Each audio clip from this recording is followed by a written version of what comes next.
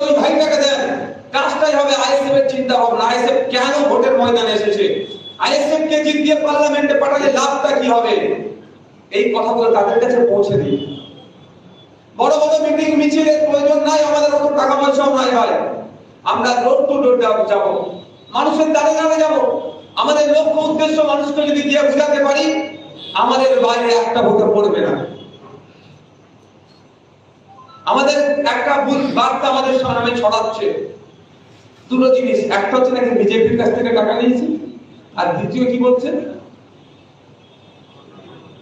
Vote কেটে অন্য সুবিধা হয়ে যাবে।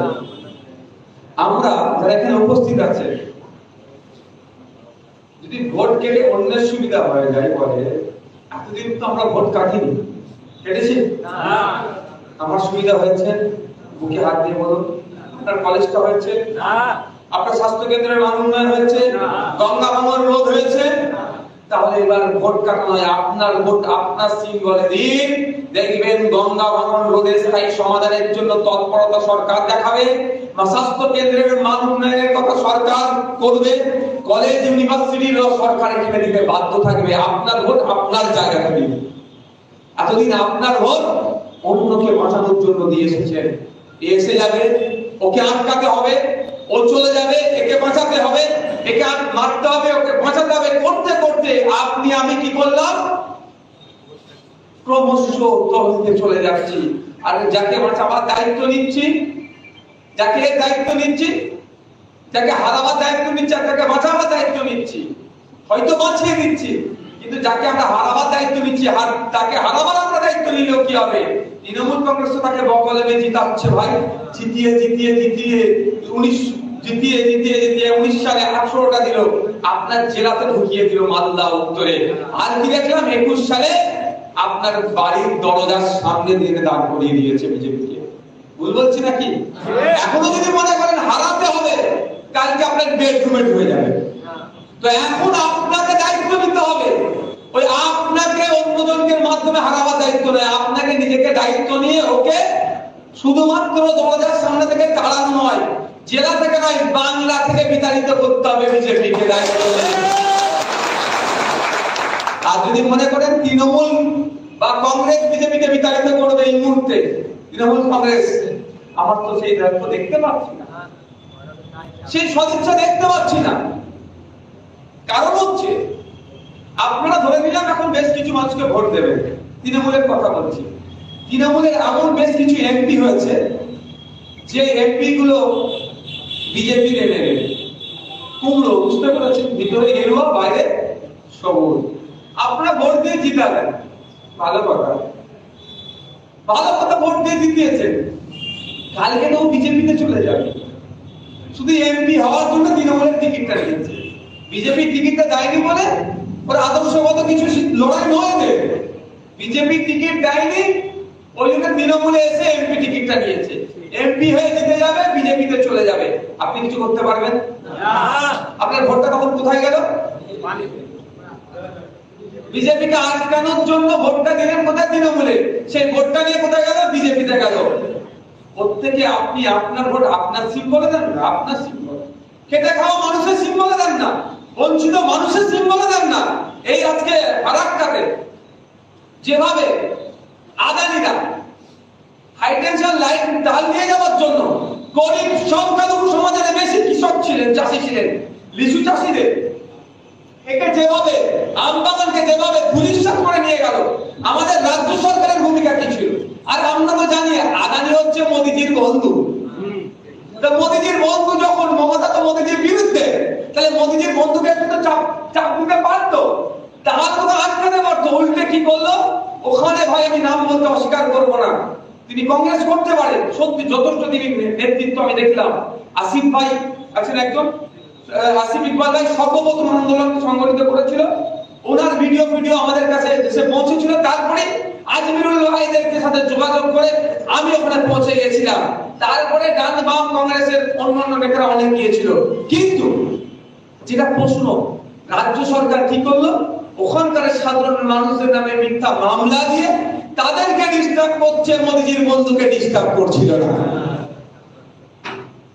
মোদিজির বন্ধু আদানি, বরঞ্চ অন্যায় ভাবে লোকের তার গাছ ফাছ কেটে নিয়ে যাচ্ছে, তাকে তো আইনের নোটিশ ধরানোর দরকার ছিল।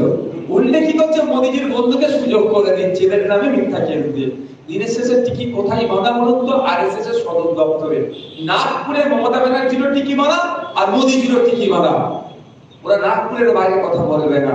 তো আমরা যাকে ভোট দিয়ে জিতাবো সে তো ভোট নেবে আর চলে যাবে। লাভটা মানে কি হবে? এই ধরনের 7-8খানা আছে যাদেরকে জিতালে আমরা এমনি চলে যাবো। এবার আসা যাক, তাহলে বলবেন ভাইজান 42টার মধ্যে 7-8টা ছেড়ে দিচ্ছি, বলতে পারেন তো? কেউ জিজ্ঞাসা করতে পারে? এমনও আছে দেখুন, EDC দিয়ে একটা করে মিস কল দিয়ে রেখে দিয়েছে পার্টিগুলো। মিস কল মানে বুঝতে পারছেন না? একবার করে নোটিশ দিয়ে রেখে দিয়েছে, তারাও কন্টেস্ট করছে। তাদেরকে আপনি আমি ভোট দিয়ে জিতাবো। এত দুর্নীতি করেছে, এত চাল চুরি করেছে, এত চাকরি বিক্রি করেছে, সবার গলায় কাঁটা লাগানো আছে। ভোটে জিতিয়ে দিলেন, বিজেপি কে আটকানোর জন্য CBI ED একবার করে ডাকবে। আর বিজেপি তো অসীম বেশি, ও কি করবে? বাঁচতে হবে। চাকরি বিক্রি করে যে টাকাটা পেয়েছি, রেশন চুরি করে যে টাকাটা পেয়েছি, সে কি করবে? পকেটে থাকবে না, আমাদের জেলে ভাত খেতে হবে। কি ভাববে তখন? যে গরিব মানুষের মেধাকে চুরি করে টাকার বিনিময়ে গরিবের ছেলের চাকরিটাকে বিক্রি করে দিয়েছে, বড় লোকের ছেলেকে, বা যার মেধা নাই তাকে বিক্রি করেছে, যার বাবার টাকা আছে সে চাকরিটা কিনেছে, সে অযোগ্য হলো। তার মধ্যে কোনো মানসিকতা আছে মনে হয়? থাকে? সে আর আপনার ভোটের দাম দেবে? আপনার ছেলের মেধার দাম দেয়নি, আর আপনার ভোটের দাম দেবে? ভাবলেন কি করে? সে বিজেপিতে চলে যাবে। তাহলে কি আমরা দেখবো? যাকে লড়াই করে ভোট, যার হয়ে ভোট করালাম, সে মারলো বিজেপিতে দাম। আর থাকলো কজন? স্বল্প কজন। সেই স্বল্প কজনের মধ্যে দেখবেন ভোট প্রচারে বেরিয়ে এখনই যদি সে বহুরূপী সেজে যায়, অস্বীকার তো করার কোনো জায়গা নাই। মালদায় গনি খান চৌধুরীকে অস্বীকার করার কোনো জায়গা আছে? আমরা কোনোদিন ওনাকে অস্বীকার করি না। ওনার কন্ট্রিবিউশন মালদার জন্য, ওনার কন্ট্রিবিউশন পশ্চিমবাংলার জন্য আমরা স্যালুট জানাই। কিন্তু তাকে যে এখন উপেক্ষা করছে শুধু ক্ষমতার জন্য, বহুরূপী সেজে যাচ্ছে। ভোট চাইতে গেলে নাকি মাজারে যেতে হবে, ভোট চাইতে গেলে নাকি মন্দিরে যেতে হবে, ভোটের জন্য নাকি কুরবানির গরু জবাই করতে হবে, ভোটের জন্য নাকি হোলি খেলতে হবে, ভোটের জন্য নাকি বহুরূপী সাজতে হবে। সেটা এখনই বহুরূপী সেজে যায়, তাহলে আগামী দিনে সেই ক্ষমতার একটু এখন এমপি হয়েছে, মিনিস্টার হওয়ার শখ গেলে বিজেপিতে লাভ মারবে না, কেউ দায়িত্ব নিয়ে বলতে পারবে? বুঝতে পারছেন? তুমি যে ধর্ম পালন করছো, তোমাকে হোলি আর কোরবানিকে জবাই, গরু জবাই, খাসি জবাই করতে হবে না ভাই, সম্প্রীতি দেখাতে হবে না। আপনি যে ধর্মকে বিলং করেন, সে ধর্মকে প্রাধান্যতা, সে ধর্ম বজায় রেখে মানুষের অভাব অভিযোগের কথা বলবেন, এটাই তো আপনাকে আমরা ভোট দেবো। আপনি যদি এসে আমার সাথে কুরবানিতে বা ইফতারে একসাথে বসে ইফতার করেন, তাহলে ভোট দেবো। বা আমার সাথে একসাথে বসে হোলি খেলেন, তাহলে ভোট দেবো।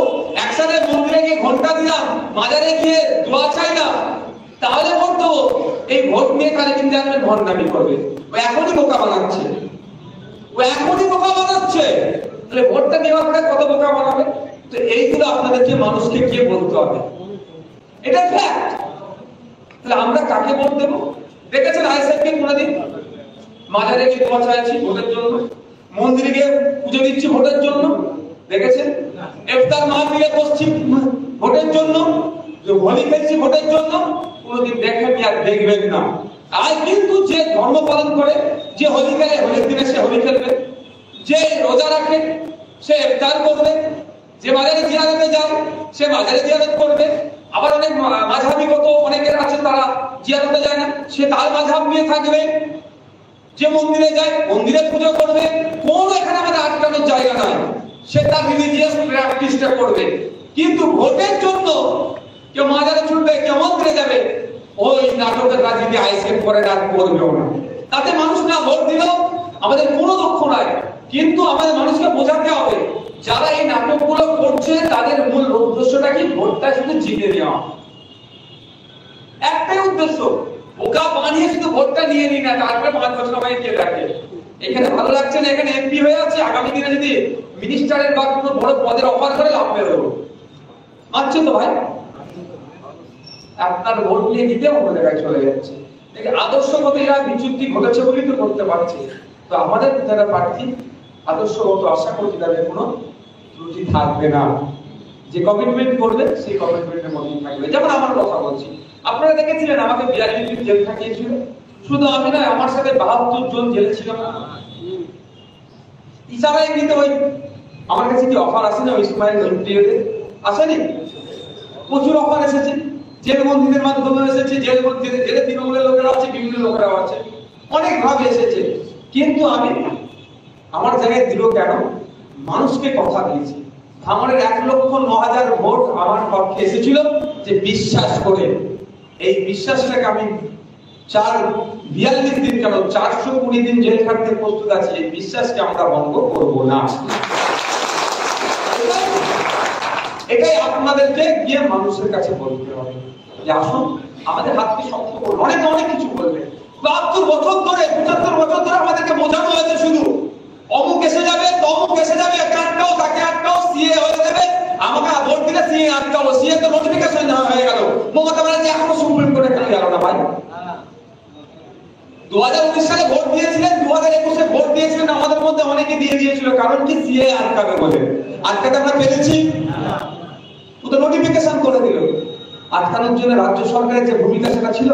বরঞ্চ কেরল সরকার বলেছে আমি ঘোষণা করেছি আমার রাজ্যে সিএ হতে দেব না। আমাদের রাজ্য সরকার এখনো কিন্তু বলেনি, শুধু দিয়াল লেখানো হচ্ছে সিএ এর বিরুদ্ধে ভোট দিতে তৃণমূলকে জয়ী করুন। আরে 2019 সালে তো ভোট দিতে সিএ এর বিরুদ্ধে ভোট দিয়ে আপনাকে জয়ী করে পার্লামেন্টে পাঠিয়েছিলেন। আপনি কি করেছিলেন ভাই? এগুলো বলুন মানুষকে। আমি নওশাদ সিদ্দিকীর কথা বলছি। পার্লামেন্টে সিএ এর বিরুদ্ধে মামলা করা আছে, তো যতই নোটিফিকেশন করুক না, কিন্তু সাবজুডিস ম্যাটার, এটা মাথায় রাখবেন। গায়ে জোয়ারি করতে পারে, আইন কিছু শেষ কথা বলবে। ইলেকট্রাল বন্ড বিজেপি অনেক আটকাবার চেষ্টা করেছিল। স্টেট ব্যাংক অফ ইন্ডিয়া প্রচুর চেষ্টা করেছিল এটাকে ধামাচাপা দিয়ে রাখার, কিন্তু আইনের এমন থাপ্পড় খেয়েছে যত মানুষের চলে এসেছে। শুধু বিজেপি এক্সপোজ হয়নি, কংগ্রেসও কিন্তু কোনো অংশে পিছিয়ে নেই টাকা নিয়ে হাতে। আর আমাদের দল, আমাদের রাজ্যে যে দল আছে তৃণমূল কংগ্রেস, একটা আঞ্চলিক দল হয়েও তৃতীয় সর্বোচ্চতে পৌঁছে গেছে টাকা নিয়ে হাতে। দেখা যায় হয়তো আদানি আম্বানিদের টাকাও তৃণমূলের ইলেকট্রাল বন্ডের মাধ্যমে ঢুকেছে তৃণমূলে। সেই জন্যই তাকে নিয়ে যেতে গিয়ে তাকে সহযোগিতা করছে, আর আমার গরিব চাষিদেরকে মিথ্যা মামলা দিয়ে পুলিশকে পিটিয়ে সেখানে সাইড করে দিচ্ছে। তার জবাব তো আমাকে দিতে হবে। আপনাদের একটা কথা বলবো গঙ্গা ভাঙন নিয়ে, যদি বেশি এফেক্টেড আপনারা এই একটা আমাদের মধ্যে ভুল বুঝাতে পারে, যাই করি না কেন গঙ্গা ভাঙন ভেঙে চলে যাবে, এটা ভুল বুঝাতে পারে। যাই করি না কেন বিজ্ঞানসম্মতভাবে নির্মাণ করলে নাকি ভেঙে চলে যাবে। যদি যাই করুক ভেঙে চলে যাবে, তাহলে ওই যে ব্যারেজটা পার করে লোক জায়গা মানে ফারাক্কা ব্যারেজ যেমন তাহলে ঠিক আছে কি করে ভাই? টিকে আছে তো? কি করে আছে? একটু ফেটেছে না ফাটাটা আমরা চাইবো। আর দেশের সম্পদ কংক্রিট থাকুক। যদি ফারাক্কা ব্যারেজ টিকে থাকতে পারে, নতুন আরেকটা ব্রিজ তৈরি হচ্ছে ওই নদীর উপর দিয়ে, ঠিক হতে পারে, তাহলে গরিব মানুষ যেখানে থাকে সেই জায়গার ভাঙনটাকে রোধ করা যায় না? উদাহরণের জন্য বলছি, দেখে নেবেন, গুগলে সার্চ করলে পাবেন। জিটি রোড, জিটি রোড নাম শুনেছেন? শেরশাহ তৈরি জিটি রোড উত্তরপাড়াতে। আমি আজ থেকে 12-13 বছর আগের কথা বলছি, আর আমি যার সাথে কথা বলছি সে বলছে লাস্ট 30 বছর আগের কথা বলছি। গঙ্গা ভাঙতে ভাঙতে ভাঙতে জিটি রোডের কোনায় এসে দাঁড়িয়ে গেছে। তারপরে এক চুলো আর ভাঙেনি, 30 বছর ধরে একভাবে আছে। নিশ্চিতভাবে সেই রকম ভাবে নির্মাণ হয়েছে বলেই তো ভাঙেনি। তুমি এখানে কাটমানিকে যদি নির্মাণ করো কংক্রিটের, 100 টাকার কাজে 20 টাকা খরচ করে 80 টাকা যদি পকেটে করে দাও তাহলে ভেঙে যাবে। আর 100 টাকার কাজে আমরা যদি 100 টাকায় করে খরচ করে ওই রকম যদি কংক্রিটের বাঁধ নির্মাণ করি, তাহলে কি আর গঙ্গা ভাঙনে আমাদের জমিগুলো ক্ষতি হবে? তাহলে কাজের মতো কাজ করলে রোখা যাবে, কিন্তু এরা কাজের মতো কাজ করবে না। কেন? এরা একটা প্রতি বছরে এনটিপিসি হোক আর রাজ্য সরকার হোক আর কেন্দ্র সরকার হোক, হেভি একটা টাকা আছে এই রক্ষণাবেক্ষণের জন্য। যদি একবারে বিজ্ঞানসম্মত ভাবে বাঁধ হয়ে যায়, বিজ্ঞানসম্মত ভাবে যদি রক্ষণাবেক্ষণ হয়, তাহলে প্রতি বছর কি টাকাটা আসবে? তাহলে বাবুদের খাওয়া হবে? বাবুদের খাওয়া হবে না। প্রতি বছর টাকা আসবে না। ওদের টাকা লুটার জন্য আমাদের মতো সাধারণ ভোটার যারা এইকে আটকাতে হবে, তাকে আটকাতে হবে বলে এত চিন্তিত, তাদের বাড়ি হয়তো ধ্বংস হয়েছে, ভেঙে চলে যাচ্ছে। বুঝতে পারছেন কি বলছি? এটা মানুষকে কি বলতে হবে? আচ্ছা, মালদায় পরিযায়ী শ্রমিকের অবস্থা দেখুন না, পরিযায়ী শ্রমিকের অবস্থা কোন জায়গায় পৌঁছেছে। শ্রমিকদের এখানে কোনো নেই কেন? এখানে কেন শিল্প নেই? এখানে কেন ইন্ডাস্ট্রি নেই? কথা বলার লোক নাই। এই কথা আমাদেরকে যে পার্লামেন্টে আওয়াজ তুলতে হবে। আমি আপনাদের বলি, ওরা কেন ভয় পাচ্ছে? আইএসএফকে 3-4টে বেশি দেওয়া যাবে না? অনেক ব্যাখ্যা আছে, একটা ব্যাখ্যা বলবো। আইএসএফ এর একটা ছেলে বিধানসভায় গিয়েছে, সংযুক্ত মোর্চার একজন বিধানসভায় গিয়েছে, দাঁড়িয়ে বিদ্যালয় ছেলে আর কি করবে? ওই করবে। আর আপনি সরকারের মতো করবে ভাবছিল, আপনাদের পাড়ায় আছে না কিছু? ওদের মতো করবে, পেছন দিকে বসে থাকবে, ঠেলা ঠেলি হলে তখন হাত হাতে চালিয়ে দেবে। এটাই ভাবছিল তো নাকি? এটাই তো ভাবছিল, কিন্তু এ তো বিপদ করে ফেলবে। আমার চেয়ে বিধানসভায় একাধিক স্ট্যান্ডিং কমিটি আছে, কারণ অসুবিধা হচ্ছে নাকি ভাই? এগুলো শুনুন, আপনার মানুষকে বুঝে কি বলতে হবে। আরো কয়েকটা টেকনিক্যাল কথা বলবো বুথ কমিটি নেতাদের, সরি বিভিন্ন স্তরের নেতাদের কাছে, এই কথাগুলো আপনার জানতে হবে, কি বলতে হবে। আজকে আইএসএফ এর প্রতি এত রাগ কেন? মেসেজ করছে আমাকে অনেকে, আমার ছেলেরা যারা ফেসবুক হোয়াটসঅ্যাপ ছাড়া আমাকে যারা জানাচ্ছে, যে বলছে অমুক জায়গায় প্রার্থী তুলে নেন, অমুক জায়গায় প্রার্থী তুলে নেন, আমাদেরকে বলছে। কথা হচ্ছে অনেক দলের কর্মী সমর্থকরা, সেই দলের কর্মী সমর্থকরা তো তাদের নেতাদের বলছে আইএসএফ এখন উদীয়মান শক্তি, ওদেরকে সহযোগিতা করা হবে, সেটা বলছে। বিধানসভা একটা স্ট্যান্ডিং কমিটি আছে, এগ্রিকালচার মার্কেটিং, অনেক বড়, হর্টিকালচার তো একটা অনেক বড় কমিটি আছে, সেই কমিটির আমি মেম্বার। সেই কমিটির মিটিংয়ে আমি একটা কথা বলেছিলাম যে আমাদের পরিযায়ী শ্রমিকদের সমস্যা সমাধান হবে, রাজ্যের অর্থনৈতিক চাকা আরো জোরে ঘুরবে, রাজ্যের রাজস্ব বাড়বে, কর্মসংস্থান হবে এবং আমাদের হাতেও টাকা থাকবে। বলেছিলাম এই মালদা মুর্শিদাবাদের কথা বলি, আম লিচু বিখ্যাত, এখানকার আম আমরা সেই দাম আমরা পাই না। তো আমি বলেছিলাম যে বিদেশ থেকে এখন বিভিন্ন কোম্পানি এসে এখানে কি করছে, জ্যাম, জেলি, তারপরে আপনার ফ্রুটি, মাজা, প্রাণের কোম্পানি সব বিক্রি করছে, এটা তৈরি হচ্ছে, বিক্রি করে লভ্যাংশ বিদেশে নিয়ে চলে যাচ্ছে। আমি বলেছিলাম পশ্চিম বাংলায় ইন্ডাস্ট্রি তৈরি হোক, রাজ্য সরকার ইন্ডাস্ট্রি তৈরি করুক, যেখানে যে মালটা বেশি উৎপাদিত হয় সেইখানে তার ইন্ডাস্ট্রি আমরা করি। যেমন মালদা মুর্শিদাবাদের কথা বলেছিলাম, আম লিচু এখানে বেশি হয়, এখানে ইন্ডাস্ট্রি করা হবে, জ্যাম, জেলি, আম সব থেকে শুরু করে প্রোডাক্ট হবে। তাহলে কি হবে, ওখানে কাজ করবে আমাদের লোকাল ছেলেরা, বিদেশে আছে দল ছেলে, লোকাল ছেলেরা এখানে কাজ করবে, এক নম্বর। দ্বিতীয় কথা, যখন এখানে আমাদের রাজ্য সরকারের পক্ষ থেকে প্রোডাক্ট তৈরি হবে, যে লাভটা হবে রাজ্য সরকার, রাজস্ব বাড়বে, টাকা নেই বলে কান্নাকাটি করে না, তার টাকা আসবে। তৃতীয় জিনিস যেটা বলেছি, রাজ্য সরকার বলছে টাকা নেই, তারও সমাধান দিয়েছে। সমাজ যদি অর্থনীতির ছাত্র নয়, বলেছি 51% শেয়ার রাজ্য সরকারের হাতে থাকবে, 49% শেয়ার সাধারণ মানুষের হাতে ছেড়ে দেবে। এবার এই শেয়ারটা কেমন ভাবে ছাড়বে? একটা শেয়ার 5,000 থেকে শুরু করে 5 লাখ পর্যন্ত লিমিটেশন হবে শেয়ারে। কারণ আদানি আম্বানিরা আমি যে রাজ্য সরকার শেয়ার ছেড়ে দেবে, ওরা এসে সব কিনে নিতে পারবে, আপনি আমি পারবো না। কিন্তু ওই জন্য বলেছি একটা হেডে, মানে একজন একটার বেশি শেয়ার কিনতে পারবে না, একজন একটা বেশি শেয়ার কিনতে পারবে না। 5,000 থেকে 5 লাখ সেটা আলোচনা করলে 50 লাখেরও শেয়ার করা যেতে পারে ইন্ডাস্ট্রি অনুযায়ী, আলোচনা বেশি। তাহলে কি হবে, আপনার পাড়ার গরিব মানুষ একটা শেয়ার কিনলো, সেও একটা কারখানা, সরকারের কারখানার সাথে ইন্ডাস্ট্রির সাথে যুক্ত হলো, আপনি কাজ করছেন ওই কারখানাতে, ইন্ডাস্ট্রিতে, আপনি একটা শেয়ার 10,000, 20,000, 50,000 কিনবেন সমর্থ অনুযায়ী, তাহলে কাজে সরকারি কাজে ফাঁকি মারা হবে না। কারণ কি, আপনি জানেন আপনার শেয়ারের মধ্যে আছে, এই ইন্ডাস্ট্রি থেকে লাভ হলে আপনি একটা আবার লভ্যাংশ পাবেন, যেমন আপনি পাচ্ছেন আপনার মাইনে, ঠিক সাথে সাথে আপনি কি পাবেন, লাভ্যাংশ পাবেন। তাহলে আপনি কাজে ফাঁকি মারবেন না। আর এর ফলে কি হবে, সরকার আর জনসাধারণের একটা সম্পর্ক তৈরি হবে, মালদাবাসী, মুর্শিদাবাদবাসীর তাহলে ভিন্ন রাজ্যে গিয়ে ওই ধরনের পরিযায়ী শ্রমিকেরা তকমা দিতে হবে না, ঘরে থেকে কাছাকাছি থেকে ছেলে পুলে সংসার নিয়ে বউ ছেলে পুলেকে নিয়ে ফ্যামিলিকে নিয়ে এখানেই কাজ করে সুখে স্বাচ্ছন্দ্যে জীবন কাটাতে পারবে। এই কথা আমার তো অবাক হয়ে যাচ্ছে। আরে দাঁড়িয়ে টুপিওয়ালাকে অন্য ভেবেছিলাম কিন্তু আরেকজন কি আল্লাহ আকবরের কথা বলবে সবসময়। আরে ধর্মীয় বা ধর্মস্থানে হবে, তকবীর দেবে ধর্মস্থানে। আমি তো এটা ধর্মকে প্রমোট করতে আসেনি, এখানে জনগণের পরিষেবা দিতে এসেছি। আজকে ক্ষুধার্ত মানুষ খেতে পাচ্ছে না, আর তার কানের কাছে গিয়ে নানা দিন আল্লাহ আকবার বলছিলাম বলে হবে তো? পেট ভরে যাবে? আর কোনো ধর্ম আমরা শিখাইনি অন্য মানুষকে টার্গেট করে তুমি তকবীর দাও, টার্গেট করে জয় শ্রীরাম বলো। এটা তো ধর্মের নামে যারা ভাগ ভাগ হয়ে গেছে, যারা ভণ্ড তারা এই কাজ করে ধর্মের সামনে। যে প্রসঙ্গ বলছিলাম, তাহলে আমাদের মানুষরা হবে এই কথা বলছি যখন, এই ধরনের যখন কথা উত্থাপন হচ্ছে, সেই জন্য কি করছে আইএসএফ কে কর্নার করো, আইএসএফ কে কর্নার করো, আইএসএফ এর বেশি বেড়ে উঠতে দেওয়া যাবে না।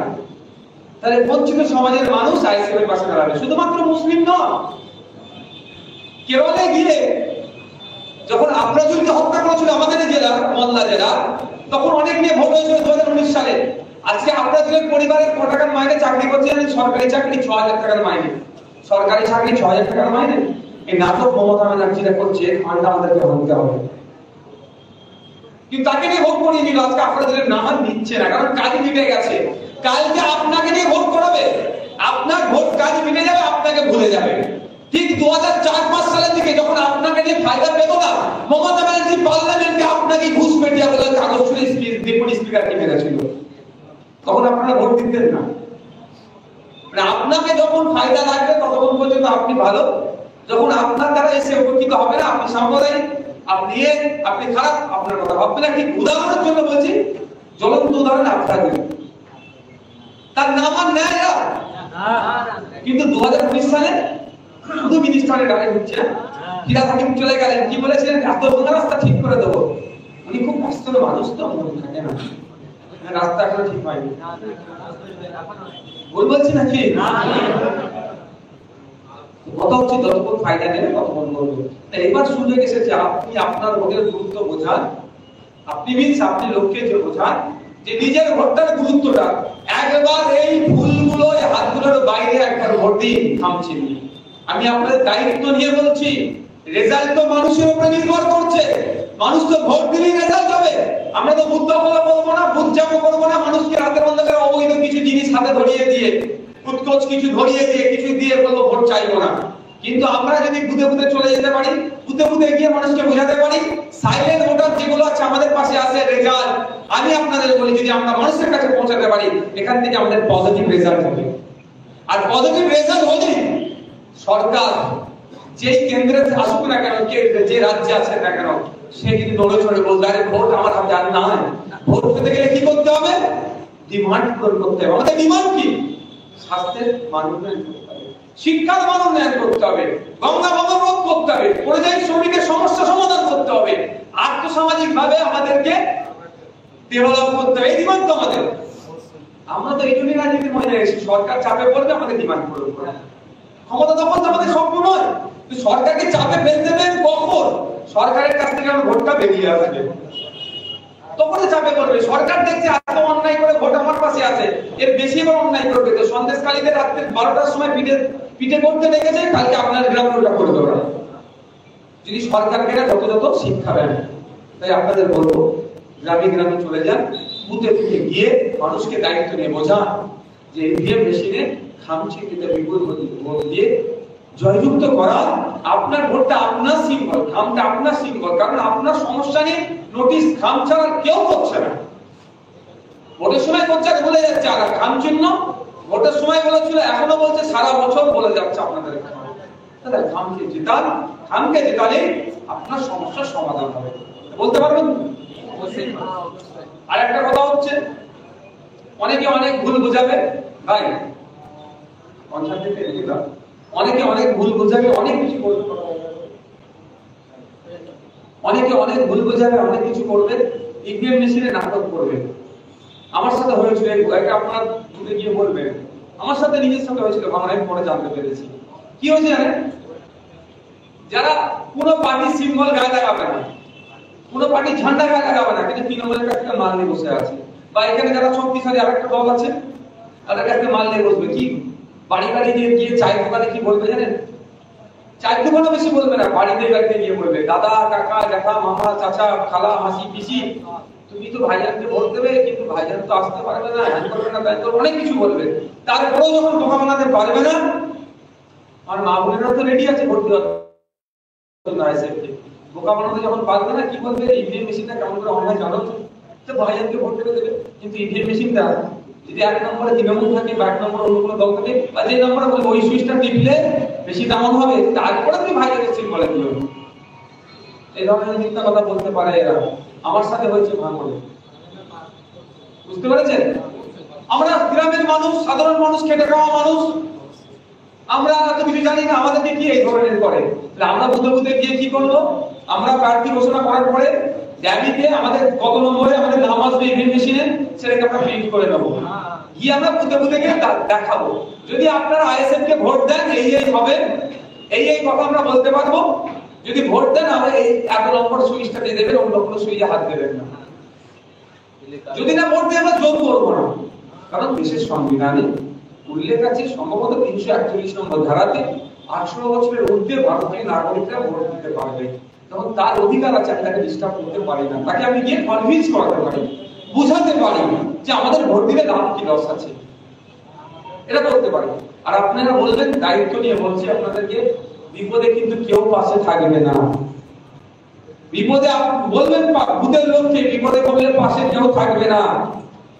আনিসের বিপদে নওশাদ সিদ্দিকী ছিল, রুমা ওরাইয়ের বিপদে নওশাদ সিদ্দিকী ছিল, চোপড়ার আদিবাসী লেবারে যারা পুরো মনে ছিল তাদের বিপদে তাদের পাশে গিয়ে তাদের খাবার ব্যবস্থা করেছি বলে বড় কথা বলছি না। নওশাদ সিদ্দিকী ছিল, বিদ্যুৎ মন্ডলের পাশে নওশাদ সিদ্দিকী ছিল।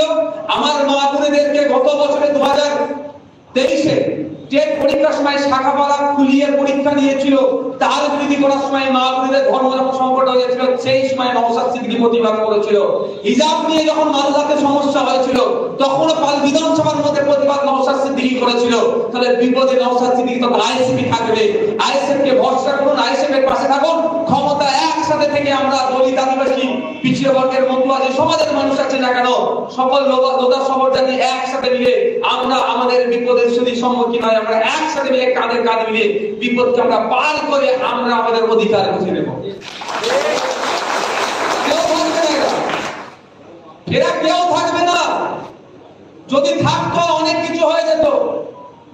আজকে কেজরিওয়ালকে জেলে রেখেছে, আমি একটু অনুতপ্ত নয়, ক্যামেরা হচ্ছে। হ্যাঁ, দিল্লির মুখ্যমন্ত্রীকে জেলে রেখেছে বিজেপির, এই রাজনীতির আমি বিরোধিতা করছি।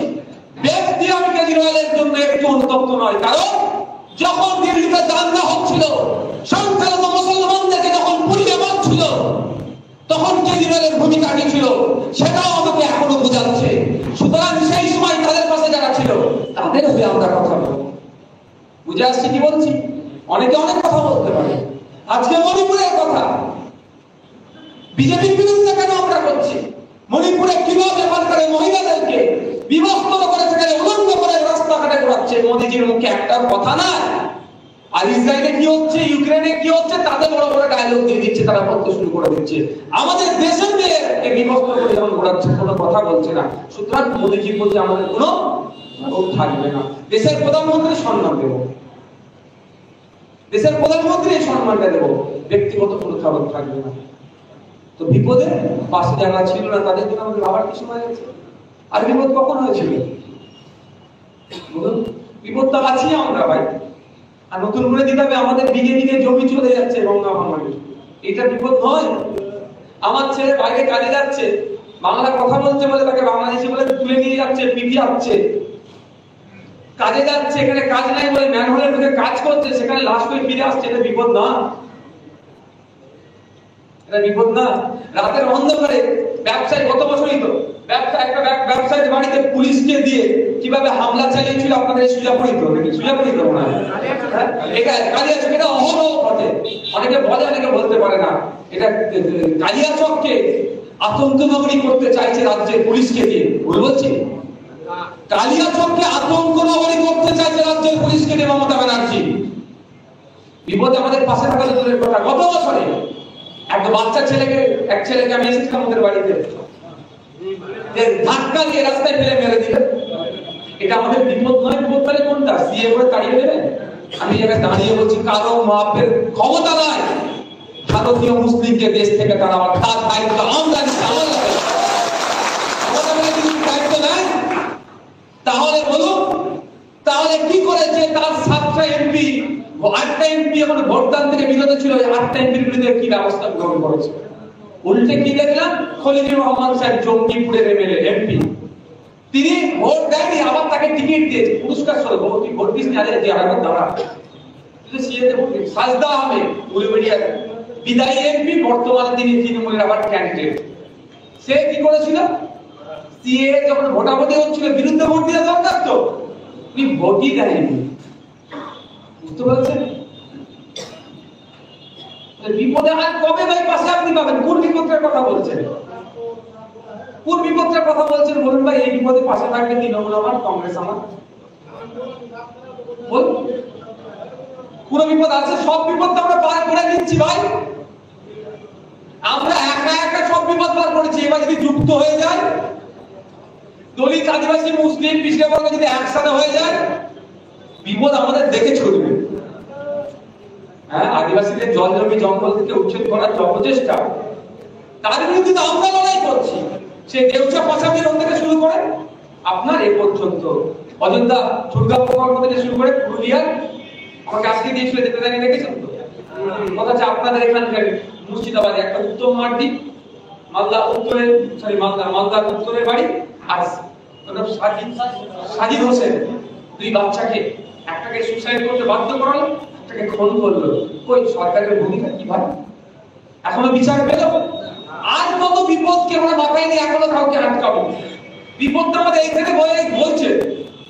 এবার যদি আমি আমার ভাইয়ের হাত ধরে ওঠার চেষ্টা করি ভাই, যদি অন্যজনকে বিশ্বাস করি, সে ভাই আপনাকে ডুবিয়ে দেবে।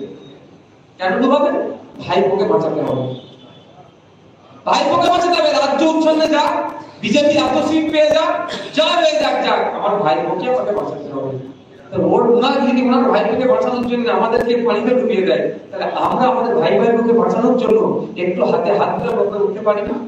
এই হাতে হাতের উপর উঠে অপরাধ হয়ে যাচ্ছে। হাতে হাতের উপরে উঠে বিজেপি দল হয়ে যাচ্ছে। বিজেপি কত টাকা দিয়েছে? আপনারা বলবেন ভাই যা টাকা দিয়ে যদি কিছু দিয়ে থাকে সেটা বাদ দে, নতুন করে ব্যবস্থা করতো। ভাইজান বলেছে 90% তুই নিবি, 10% পাঠিয়ে দেবে। আজ থেকে বলবেন পাঠাতে পারবে। যদি কেউ বলে বিজেপির টাকা, ঠিক আছে, তোর কথা ধরে নিলাম, তাহলে তোর সাথে নিশ্চয়ই বিজেপির লাইন আছে, জানি কি করে, তুই আলাদা ব্যবস্থা কর, খুলে আম টাকা নেবে। 100 টাকা যদি বিজেপি দেয়, তুই 90 টাকা নিবি, 10 টাকা পাখি চালাবো। আমাদের পাখির অবস্থা খুব খারাপ, 10 টাকা নিয়ে আমাদের চলে যাবে পাখি। বুঝতে পারছেন? তাকে অফার করবে। এরা আমাদের এইটা হচ্ছে, আমাদেরকে দেখে এই যে নির্বাচন আসছে, কংগ্রেস বলুন, তৃণমূল বলুন, দুটো দল কি বলছে?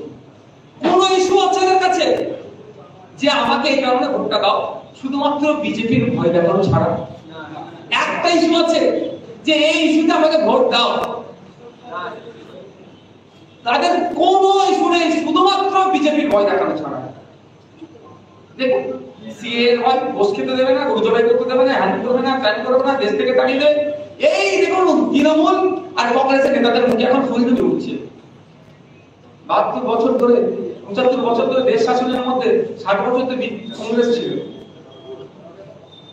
গুজরাট দাঙ্গার পরে প্রশ্ন তো উঠতে পারে, গুজরাট দাঙ্গার পরে মোদীজির বিরুদ্ধে কি ব্যবস্থা নিয়েছে কংগ্রেস? এই প্রশ্ন তো উঠতে পারে ভাই। আপনারা তুলে উত্তর দিতে পারবেন তো? বাবরি মসজিদ দিয়ে যদি প্রশ্ন তুলে উত্তর দিতে পারবে তো? তাও সেই প্রসঙ্গে যাচ্ছে না, সেই কষ্টটাকে আমরা বুকে চেপে, আমি আমার কথা বলছি, ধর্মীয়তা বুকে চেপে আছি। এরপরও বিজেপিকে হারানোর জন্য আমরা ঐক্যবদ্ধ লড়াই করতে চাইছি। কিন্তু আপনি আমাদের সুযোগ নেবেন, আপনি আমাদের ভোট নেবেন, আপনি আদিবাসীকে বুঝিয়ে যে বিজেপি আদিবাসী জমি জঙ্গলকে কেড়ে নিয়ে কর্পোরেটের হাতে তুলে দিচ্ছে বলে আদিবাসীদের ভোট নেবে, আর আদিবাসীদেরকে এখনো পাত্তা সেই অর্থে দেননি, এটা তো মেনে নেওয়া যাবে না। এবার আগামী দিনে আদিবাসী থেকে আমরা পার্লামেন্টে অধ্যাপককে পাঠানোর জন্য প্রস্তুত নিয়েছি। ঝাড়গ্রাম এদিকে থেকে পাঠাবো না, যে কথা বলতে পারবো না, চুপ করে থাকবে তাকে না, অধ্যাপককে আমরা দান করিয়েছি। গিয়ে ফিক্সড শিডিউল থেকে শুরু করে ফরেস্ট অ্যাক্ট থেকে শুরু করে ওদের যা অধিকার আছে আদিবাসী সমাজে, সেটার সাথে সাথে মানুষের কথা বলবেন। এই আবার মানুষ যদি সুযোগ দেয় দিয়ে বলবেন। ঠিক একই ভাবে আপনাদের বলছি, একটা ইস্যু এটা বুঝে বুঝে গিয়ে বলুন তৃণমূলের বা কংগ্রেসেরও, এখানে তো কংগ্রেস দিয়েছে, একটা ইস্যু বিজেপি এসে যাবে ভোটটা আমাকে দাও। আরে দেশে তো বিজেপি ছিল, পরিচালনা করছে 10 বছর, বাংলায় আজকে তো বিজেপি হয়ে গেছে।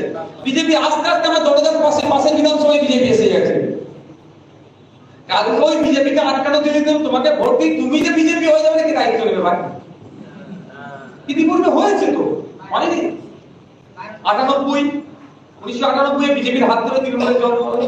1999, 2002, 2004 বিজেপির সাথে ঘর সংসার করেনি। আগামী দিনে হবে না ভাইপোকে, আগামী তো বেশি শর্ত ছিল না, দলকে প্রতিষ্ঠা করার জন্য ঘর সংসার করেছে, এখন ভাইপোকে বাঁচাতে হবে, তার জন্য রেডি হয়ে আছে। যদি বিজেপির সিট কমে যায়, আগে থেকে মামলাতে মনে হয় আমি আছি ম্যাম, স্যার আমি আছি স্যার, কি করবো? সহযোগিতা করে দেবো। তাহলে আমাদেরকে কি করতে হবে? বাংলা থেকে এত কম সিট তৃণমূল বিজেপিকে দিতে হবে, ওখানে সিট সংখ্যা যেমন বিজেপিরও কমবে, মমতা ব্যানার্জি না বিজেপিকে সহযোগিতা করার জন্য এই সিটগুলো নিয়ে ও যদি 2-4টাও যদি পায় না যে যুক্ত করে বিজেপি সরকার গঠন করতে পারে, এখানে তৃণমূল বিজেপিকে এত সংখ্যায় কমিয়ে দিতে হবে। দায়িত্বটা কাকে নিতে হবে? আপনাদের।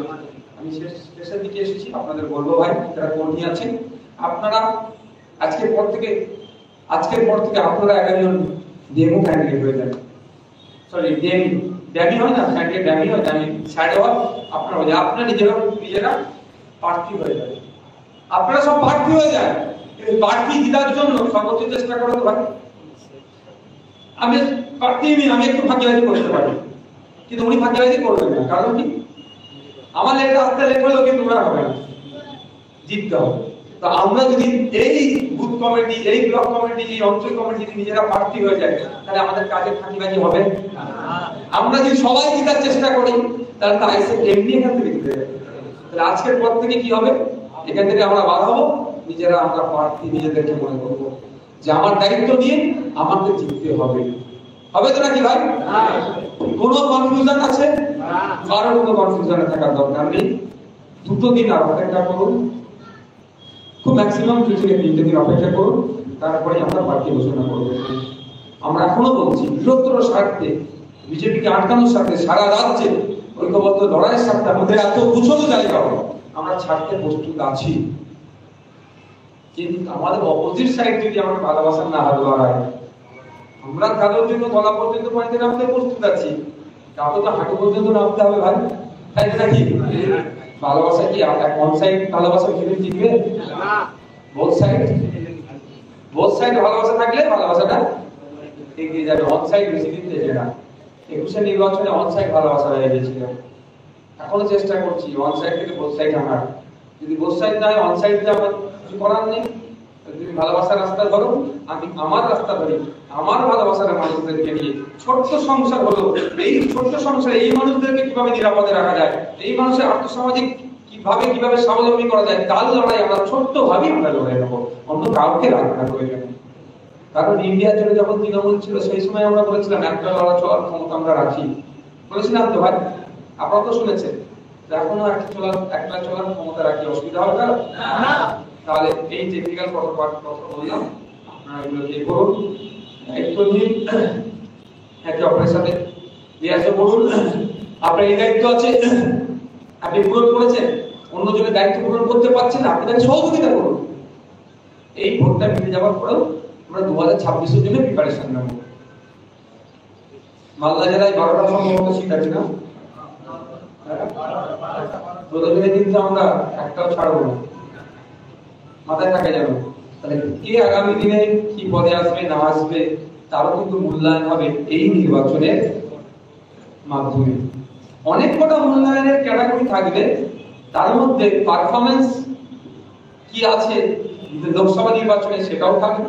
পঞ্চায়েত নির্বাচনের কথা আমি কিছু বলবো না, পঞ্চায়েত নির্বাচন হয়নি, ভোটের নামে প্রহসন হয়েছে। প্রত্যেকে ভালো নির্বাচন কমিশনের যদি কোনো রকম কমিশন থাকতো, তৃণমূল আপনি তুলে দিলে যে টাকা খরচ হয়ে টাকাটা রাজস্ব থেকে যেত ভাই। ভোট করেছে না, ভোট হয়েছে তো বেশি, আর পুলিশকে দিয়ে তো ভোট করিয়েছে। এই পঞ্চায়েত নির্বাচনে থেকে আমরা কখনো এটাকে আমরা মূল্যায়ন করছি না, কিন্তু লোকসভা নির্বাচনটাতে ফেয়ার ইলেকশন হবে। তাহলে আপনি আপনার বুথের কটা মানুষকে কনভিন্স করাতে পেরেছেন, কটা মানুষের সাথে টাচে আছে, সেটা তো আপনার লোকসভায় গণনা কেন্দ্রে গিয়েই তো বুঝতে পারবো, যে বুথ ভিত্তিক সমীক্ষাতেই তো ভোটেই তো বুঝতে পারবো আমরা। তো আমরা আগামী দিনে বুথ থেকে শুরু করে ব্লক জেলা পর্যন্ত লিডার মূল্যায়ন যে হবে, তার মধ্যে একটা থাকবে লোকসভা নির্বাচনে পারফরমেন্স কি ছিল, তার মধ্যে একটা থাকবে লোকসভা নির্বাচনে তার বুথের যে বুথের দায়িত্ব ছিল কত লিড হয়েছিল, এইগুলো থাকবে ভাই। তাই আজকের পর থেকে আপনারা কি করবেন, মাস্টার সাহেব আছেন, দায়িত্বশীলরা আছেন, আমাদের প্রধানরা আছেন, আরো যারা আছেন, একটা ফরম্যাট নিয়ে দেবেন, দেয়ালে চুন টানতে শুরু করে দিন। কি করবেন, দেয়ালে চুন টানবেন। চুন টানার আগে কি করতে হবে, আজকে চুন কিনে ভিজিয়ে দিন।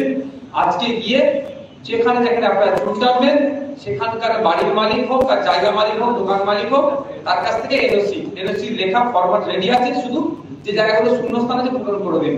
নাম, ঠিকানা, কোন জায়গায়, যেটা লেখা থাকবে আমাকে ওনারা আইএসএফ কে এই দেয়ালটা লেখার জন্য পারমিশন দিচ্ছে, অনুমতি দিচ্ছে, এনওসি, নো অবজেকশন সার্টিফিকেট, সেটা আপনারা কি করবেন, দিয়ে নেন। আর কাল থেকে চুন টানতে চুনটা টেনে আইএসএফ লিখে রেখে দেন। তারপরে 2-1 দিনের মধ্যে প্রার্থীর নাম ঘোষণা যাচ্ছে, দিয়ে করে দেবেন। অসুবিধা আছে কারো? কারো কনফিউশন আছে? কেউ কিন্তু করছেন? নিজের লড়াই যদি নিজে বুঝে নিতে পারেন, আজকে 4টে দিচ্ছে, যদি চুপ করে যান আপনি, আগামী দিনে বলবে তুই 2টো নিয়ে সন্তুষ্ট হ। আর এখন যদি আপনি আপনার অধিকার ক্ষমতা যদি দেখাতে পারে, আজকে 4টে, আগামী দিনে হুজুর করে 16টাতে চলে আসবে। কারণ ভিক্ষা নয়, অধিকার চাই, এই স্লোগান আমাদের। কারো কাছে ভিক্ষা করবো না। যদি 4টি হয়, তাহলে সহজে তৃণমূলকে বললে আজকে দিনে ছেড়ে দেবে তৃণমূল, তুই আই ভাই 4টে তুই নিয়ে নে, কারণ তৃণমূলের এখন অবস্থা ভালো জায়গায় না, বলবে তো নাকি? তাহলে আমি তৃণমূলের সাথে হাত মিলাবো, কিন্তু কেন হাত মিলাচ্ছি না? নীতিগত লড়াই, হাত মেলানোর জায়গা নাই কোনো। কারণ ও চাকরি চুরি করেছে, গরু চুরি করেছে, ও আমার কর্মীদের মিথ্যা কেস দিয়েছে, আমার কর্মীকে হত্যা করেছে, আমাদেরকে জেলে রেখেছে, আমাদের উপর অন্যায় করেছে। এই গত কয়েকদিন আগে কথা বলছি, 2 দিন আগে কথা বলছি, আমার এক রোজাদার মাকে রোজার ইফতারের 10 মিনিট আগে তুলে নিয়ে চলে গেছে, তাকে ঠিক মতো ইফতার করায়নি, তাকে তার নামে মিথ্যা কেস দিয়েছে। উত্তরপ্রদেশের কথা বলে এরা আপনার অসমের কথা বলে, এরা গুজরাটের কথা বলে, পশ্চিমবাংলার পুলিশকে দিয়ে রোজাদার মায়ের প্রতি অত্যাচার হয়েছে। এটা ভুলে যাবো নাকি আমরা? রাত মিলানোর কোনো জায়গা নেই। আপনাদের বলবো, আমরা আমাদের ক্ষমতা কতটুকু আছে আর কতটা আছে, সেটা মানুষকে নিয়ে বুঝিয়ে দেবার, মানুষকেও বোঝাবো কেন আমাদেরকে অবজ্ঞা করছে। ও আমরা পিছিয়ে বর্গের বলে, আমাদের দলের নেতা বিশ্বজিৎ মাইতি বলে, আমাদের দলের নেতা লক্ষ্মীকান্ত হাসদা বলে, আমাদের দলের নেতা রসাদ সিদ্দিকী বলে, আমাদের দলের নেতা তাপস ব্যানার্জি বলে, আমাদেরকে ভুল শিক্ষা হচ্ছে না? এরা হচ্ছে নাকি? কেন আমাদেরকে সাইড করা হচ্ছে? সেই জবাব মানুষকে দিয়ে আমরা দেবো না। আর ভাই অনুরোধ, আমি দেখছি অনেক বামপন্থী বন্ধুরা অনেক কিছু লেখালেখি করছে আমাদের বিরুদ্ধে, অনেক কিছু আপনাদের কাছে অনুরোধ করছি। প্রথম কথা বলবো ভাই, ওটা এড়িয়ে যাবেন। অনেক বামপন্থী সেজেও অনেকে আমাদের সাথে লড়াই লাগিয়ে দেওয়ার জন্য করতে পারে, অনেক কংগ্রেস সেজে আমাদের সাথে লড়াই লাগিয়ে দেওয়ার জন্য উল্টাপাল্টা করতে পারে। সে আদৌ বামপন্থী না, আদৌ কংগ্রেস নয়, 3% কেউ ঢুকে লাগিয়ে দিতে পারে। অনুরোধ করবো প্রথমে আপনারা এড়িয়ে যাবেন।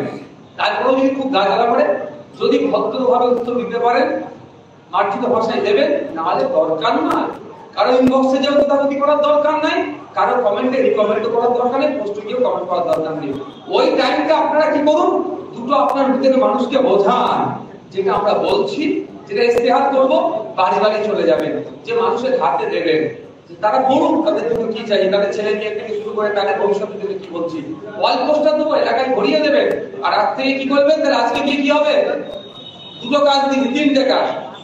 গিয়ে বুথে গিয়ে কে কটা বাড়ি নেবেন ভাগ করে নেবেন আজকালের মধ্যে, কে কটা বাড়ির লোককে বোঝাবো। দ্বিতীয় কাজ হচ্ছে যে চুনটা ভিজে দেবেন। তৃতীয় হচ্ছে কি এলওসিটা নিয়ে নেবেন। হবে তো নাকি? তার ভয় লাগছে নাকি? না। ভয় লাগছে কালকে? না। ভয় করে যারা নিয়ে যাবে, বিড়াল তো পিঠ থেকে গিয়েছে। স্বাধীনতার 75 বছর পরে নাকি বলছে আপনাকে দেশ থেকে তাড়িয়ে দেবে। আপনার কি ভারতীয়ই নয় বলছে তারা। আর কিছু আছে তাহলে? আর ভাবার সময় আছে? আর ভাবার সময় আছে?